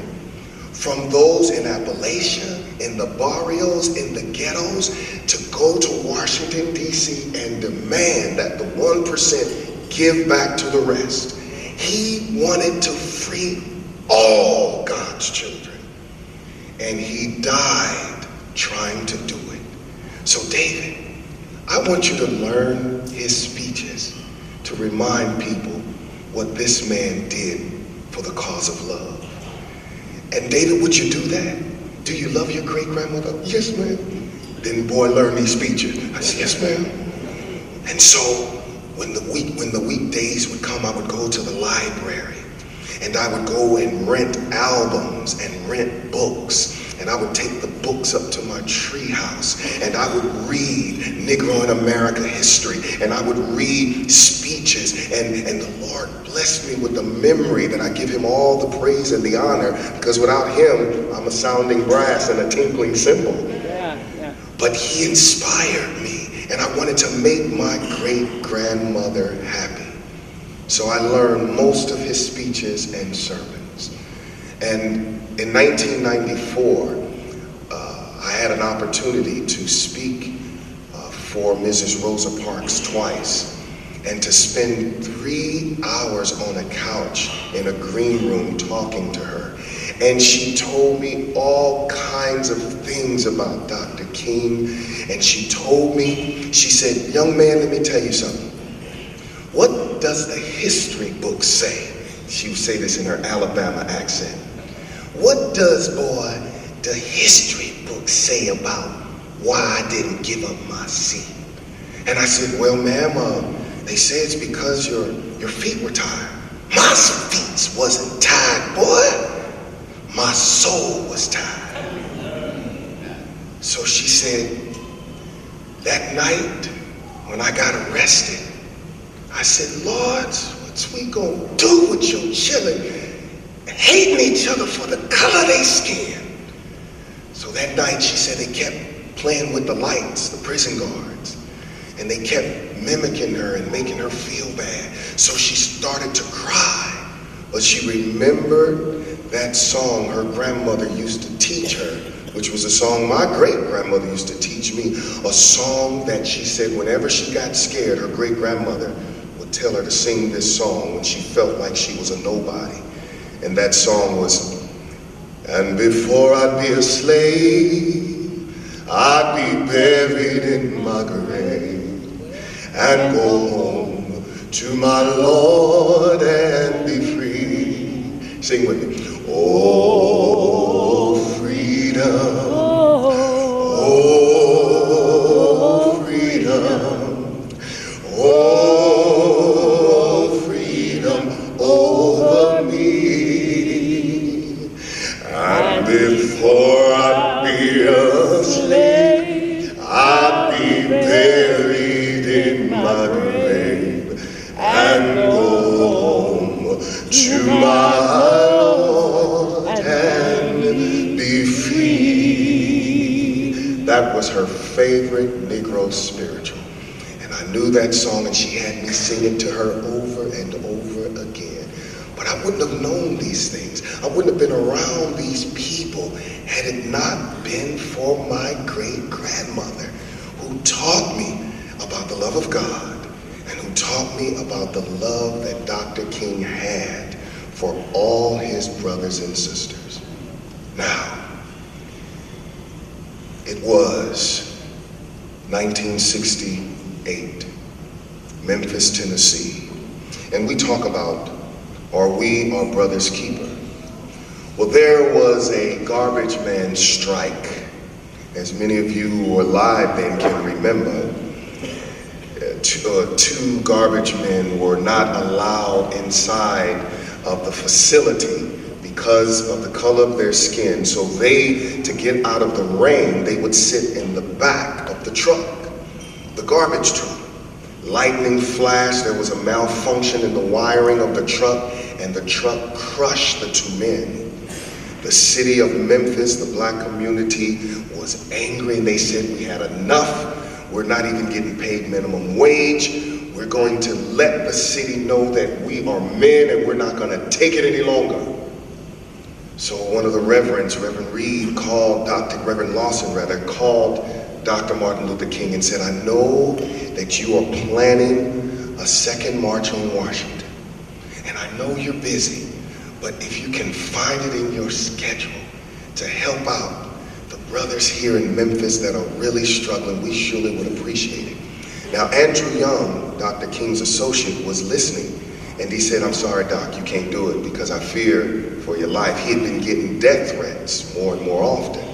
And so Andrew Young advised him, Doc, you can't do this. We must go back to Washington, D.C. But Dr. King started to tell him, what if the Good Samaritan thought that way when he saw that thief on the side of the road? He said, those are my brothers, and they need me. I will go. So he went anyway.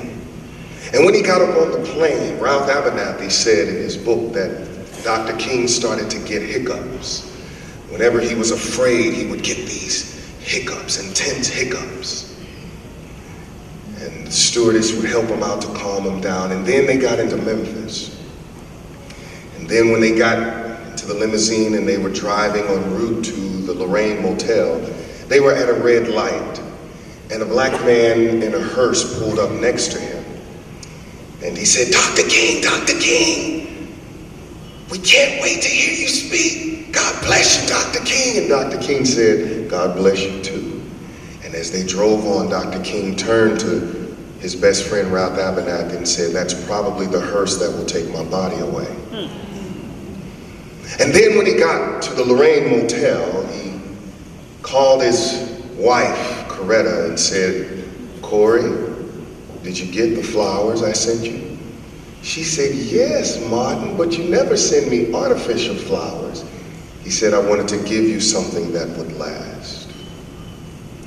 Dr. King was a jokester, as we heard this morning from Dr. Reverend Joan Brown, Campbell Brown, and he always played dead a lot. So as they were waiting for Andrew Young to come back to the hotel after he had been downtown trying to lift an injunction so that they could march, Dr. King was laying on the bed acting like he was dead in the hotel room at the Lorraine Motel. And Andrew Young came in, Doc, and he said, they didn't kill me yet. And then he threw a pillow at him. What took you so long? And then all the rest of his associates came and they had a pillow fight. So the night of April 3rd, it was raining really badly. Everyone was crowded in, violating fire codes at the Mason Temple Church in Memphis, Tennessee. And it was a night where Ralph Abernathy and Dr. King's brother, A.D. King, was scheduled to speak. Dr. King was at the motel resting. He was to speak the succeeding night on April 4th. The crowd was there, but they wanted to hear Dr. King that night of the 3rd. So they kept saying, as Ralph Abernathy was preaching, we want King, we want King. So Abernathy goes into the back and dials up the motel number and says, "Doc, you gotta get here, listen to this. We want King, we want King." So unprepared, he gets up, puts on his suit, drives down to the Mason Temple Church. And there, his brother was waxing poetic on how nonviolent Dr. King was when they played baseball, and how a bat was always thrown at his head by accident. And he wanted to fight, but Dr. King would say, "Oh, let's just pray." And he would say stories like that, and everybody would start laughing. And then Ralph Abernathy would get up and talk about the old days of the Montgomery bus boycott. And then he introduces his best friend. This was Dr. King's last speech. For on the next evening at 6 p.m., while standing on the balcony, right in front of room 306, a sniper's bullet killed the dreamer. They killed the dreamer, but did they kill the dreamer? No. If you want to know how that speech went, I've been to the mountaintop. It went a little bit like this.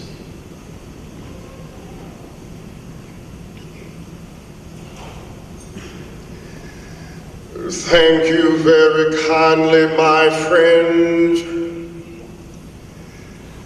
as I listen to Ralph Abernathy and his generous and eloquent introduction,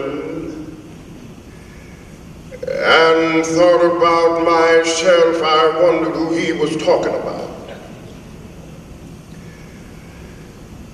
It is always good to have your closest friend and associate to say something good about you. And Ralph is indeed the best friend that I have in the world. And I'm delighted to see each of you here tonight. In spite of a storm warning, you reveal that you are determined to go on anyhow. Something is happening in Memphis. Something is happening in our world. And you know, if the Almighty came to me and said, "Martin Luther King, which age would you like to live in?" And I would take my mental flight to Egypt, through the Red Sea on toward the wilderness, to the Promised Land. But in spite of its magnificence, I wouldn't stop there. I would even go on by Greece and take my mind to Mount Olympus. And I would see Plato, Aristotle, Socrates, Euripides, and Aristophanes assembled around the Parthenon as they discuss the great and eternal issues of realities, but I wouldn't stop there. I would even come up to the great heyday of the Roman Empire and see various developments around from various emperors and leaders. But I wouldn't stop there. I would even come up to the day of the Renaissance and get a quick picture of all that the Renaissance did for the cultural and aesthetic life of man, but I wouldn't stop there. I would even go by the way of the man in whom I named had his habitat. And I would watch Martin Luther as he tacked his 95 theses at the door of the church of Wittenberg, but I wouldn't stop there. I would even come up to 1863. Watch a vacillating president by the name of Abraham Lincoln finally come to the conclusion that he had to sign the Emancipation Proclamation, but I wouldn't stop there. I would even come up to the early 30s. Watch a president grappling with the problems of the bankruptcy of his nation. Come with an eloquent cry that we have nothing to fear but fear itself, but I wouldn't stop there.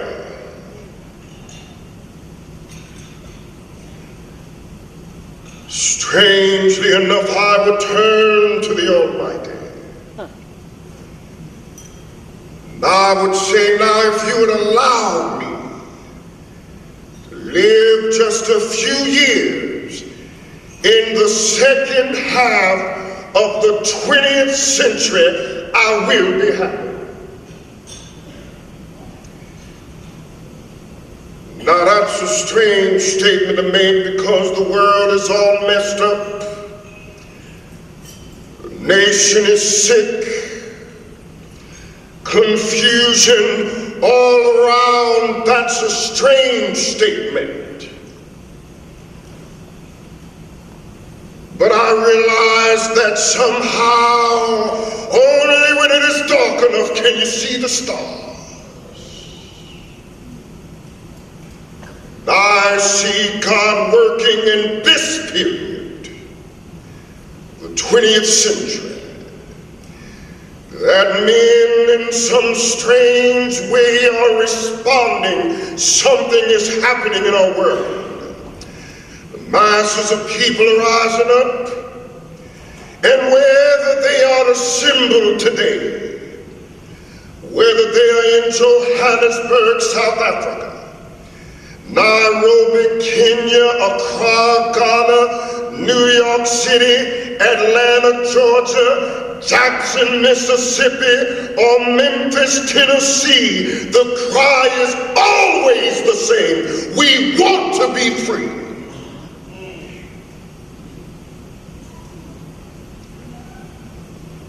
Now I'm just happy.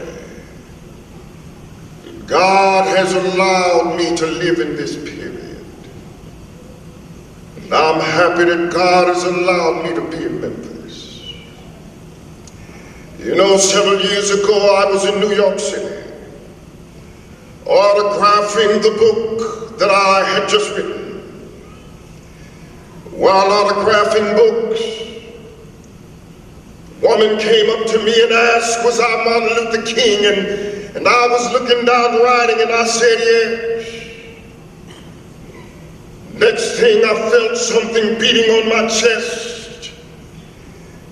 The blade had gone through and the x-rays revealed that the tip of the blade was on the edge of my aorta, the main artery. Once that's punctured, you drown in your own blood, that's the end of it. After the blade had been taken out, came out in the New York Times the next day that if I had merely sneezed, I would have died. Well, after the operation, a few days later, they allowed me to roam around the hospital in the wheelchair. And I've received a visit and a letter from the mayor of New York, but I've forgotten what that letter said. I've received telegrams and letters from the president and the vice president. Kind letters came in from around the world, but I've forgotten what those telegrams said. Oh, but there was one letter. One letter I will never forget from a little girl. It read simply, "Dear Dr. King, I'm a 9th grade student at the White Plains High School, but I'd like to mention that I am a white girl. I read of your suffering and of your misfortune. I read that if you had sneezed, you would have died. Well, I'm writing you to let you know that I am so happy that you didn't sneeze. Now I want to say tonight that I too am happy that I didn't sneeze, because if I had sneezed, I would have been around here in 1960. Students started sitting in at lunch counters.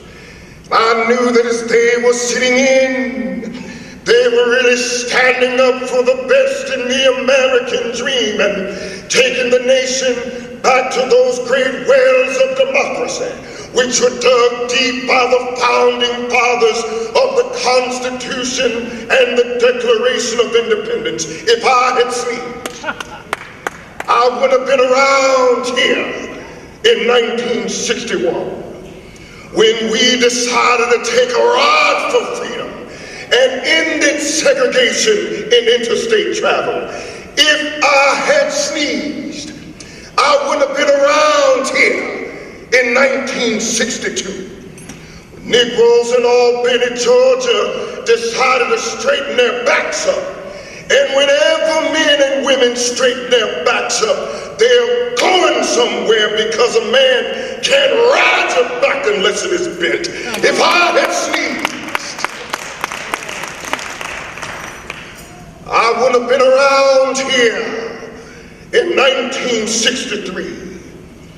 Black people of Birmingham, Alabama aroused the conscience of this nation, brought into being the Civil Rights Bill. If I had sneezed, I would have been around later that year in August to try to tell America about a dream that I had had. If I had sneezed, I would have been in Selma, Alabama to see that great movement there. If I had sneezed, I wouldn't have been in Memphis to see a community rally around those brothers and sisters who were suffering. Oh, I'm so happy that I didn't sneeze, and they were telling me.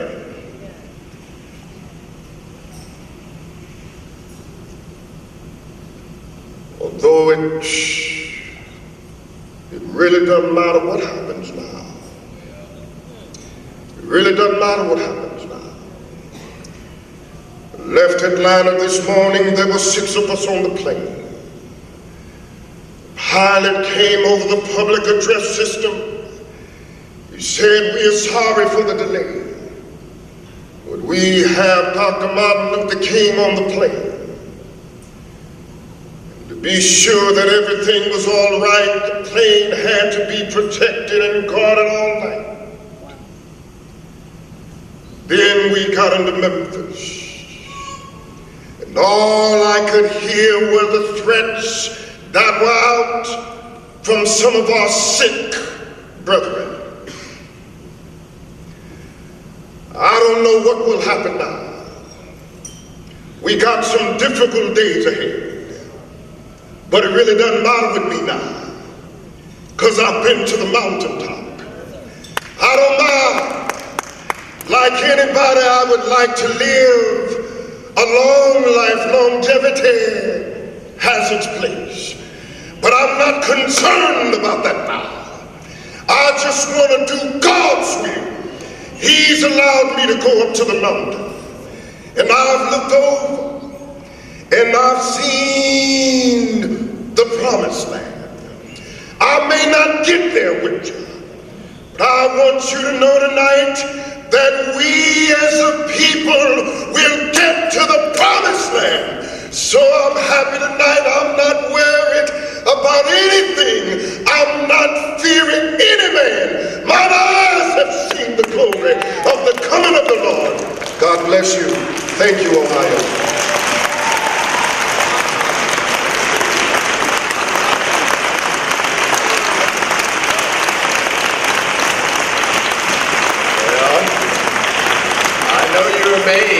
we all were. He is an amazing young man, an amazing young man. I'm going to be so appreciative. Thank you so much. Eldridge and Michaela Cooper. My remarks are going to be very quick. I'm going to say thank you to all of you. Thank you, Mistress of Ceremonies, Kimberly. Thank you so much. Thank all of you for participating. And I'd like to call up now, my remarks will be in the song by a young lady who is 14 years old. And this is Miss Cooper, Miss Kayla Cooper, and our co-chair for the MLK choir, Mr. Eldridge Coates. She will sing for you my closing remarks, Rise Up. That is my closing remark to you. And then I will come back for We Shall Overcome.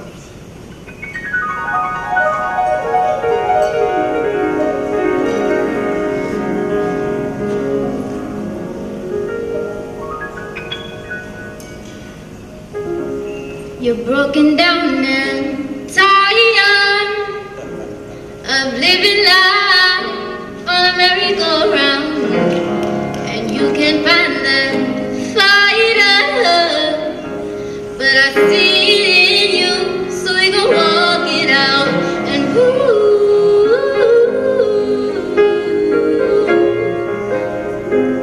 mountains,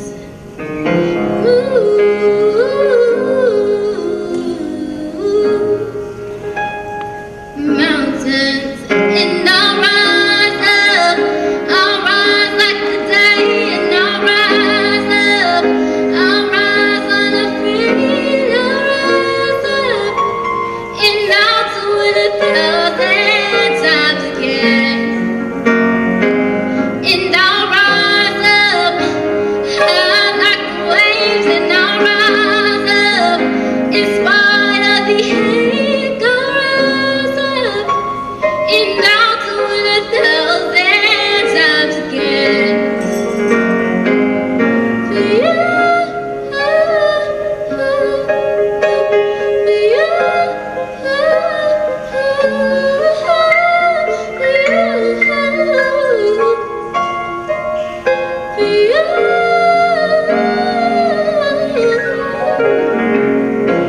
the silence isn't quiet, and it feels like it's getting hard to breathe, and I know you feel like dying, but I promise we'll take the world to its feet and move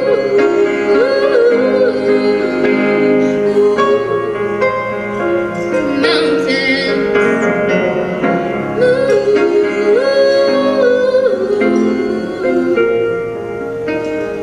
mountains, and I'll rise up, I'll rise like the day, and I'll rise up, I'll rise unafraid, I'll rise up, and I'll do it 1,000 times again.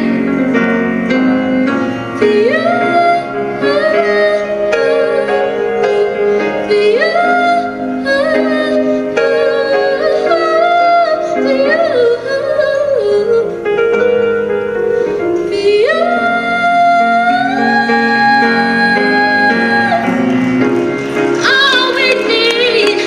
all we need is hope, and for that we have each other, and for that we have each other, and we will rise, we will rise, we'll rise,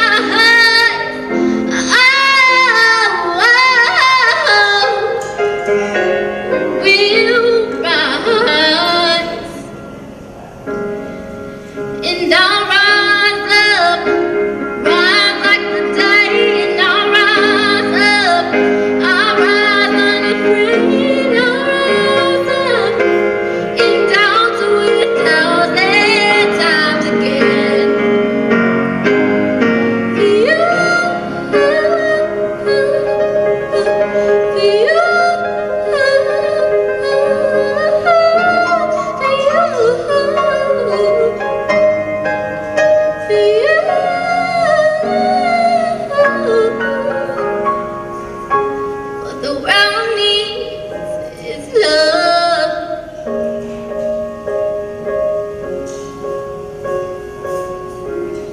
What we all need is love.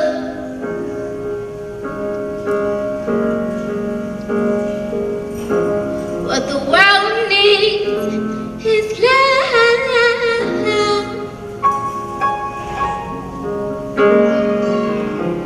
What we all need is love.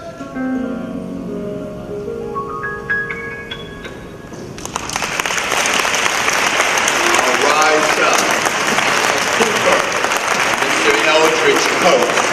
Thank you. We're going to, and I hope you heard the message and the remarks. I wanted to share with you, and please stand because we're going to close out. But I also wanted to acknowledge our MLK photographer. Some of you notice that there's always a gentleman running around with the camera. That is Tom Schellenberger.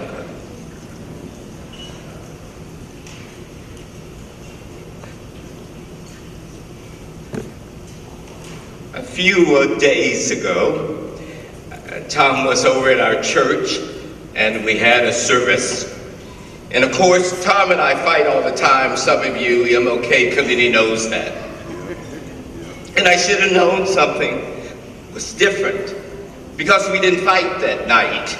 And he was smiling and everything was okay. Not knowing that my friend would not be there in just a day. And I think all of you who've been active in this community, Mayor, all of us, we know Tom Schellenberger.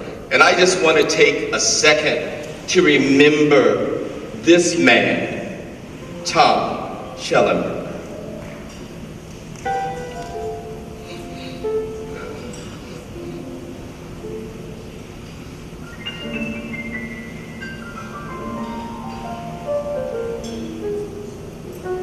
And you know, Tom would be here if he could. He's probably circling around us now.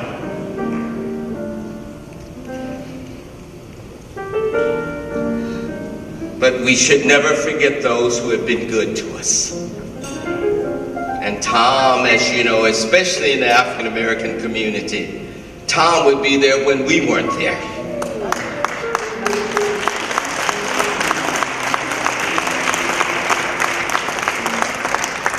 So I just wanted to remember Tom. Now, can we all get together and just join arms and just make a chain and join arms so we can close out in our We Shall Overcome.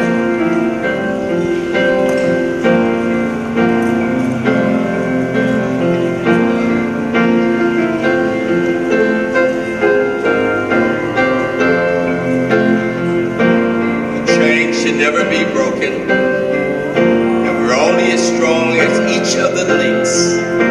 Whatever that ethnicity, whatever that culture, whether you like them or you don't, we're all connected just like right now. We say we should celebrate differences because we use that old ugly word called tolerance. The word is acceptance, not tolerance. So as we're connected and we begin to sing, We Shall Overcome, think of how we will rise up, how you will make a difference in this community, in your families, in your neighborhood, in your state, in this country.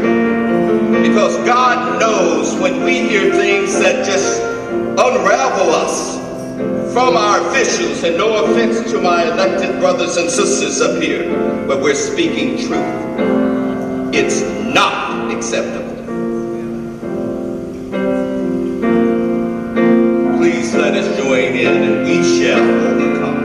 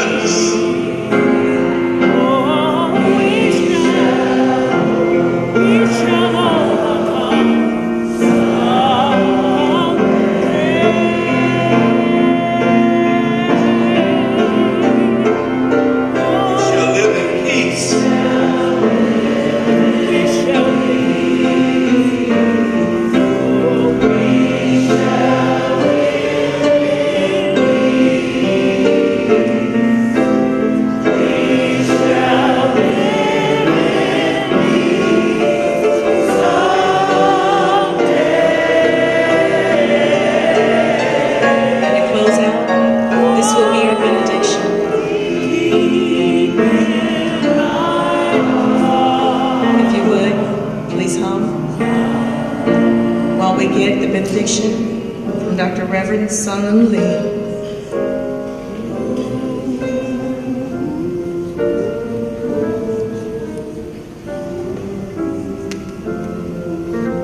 First of all, I want to thank you, Dr. Lee, because he was a veteran of Korean War. So thank you so much for your dedication.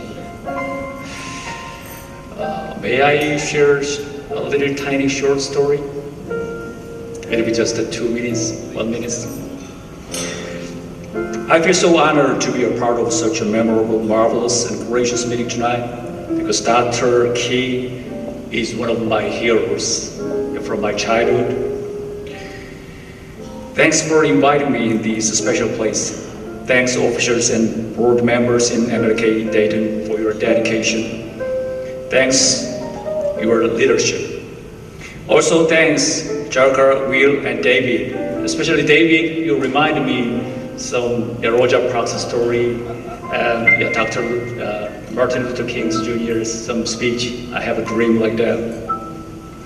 You guys give a great inspiration inside to me. Let me share a short story. Why am I here? In my country, South Korea, a new movie released last year.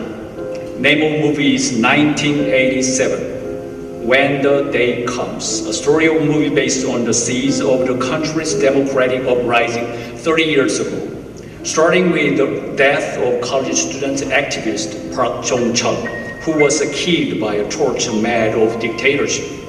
So far, over 10 million Koreans watched that movie. After 4 years, I was a college student. I couldn't study well at the time. Do you know why? There were lots of protests in every city in my country, like Dr. King's March.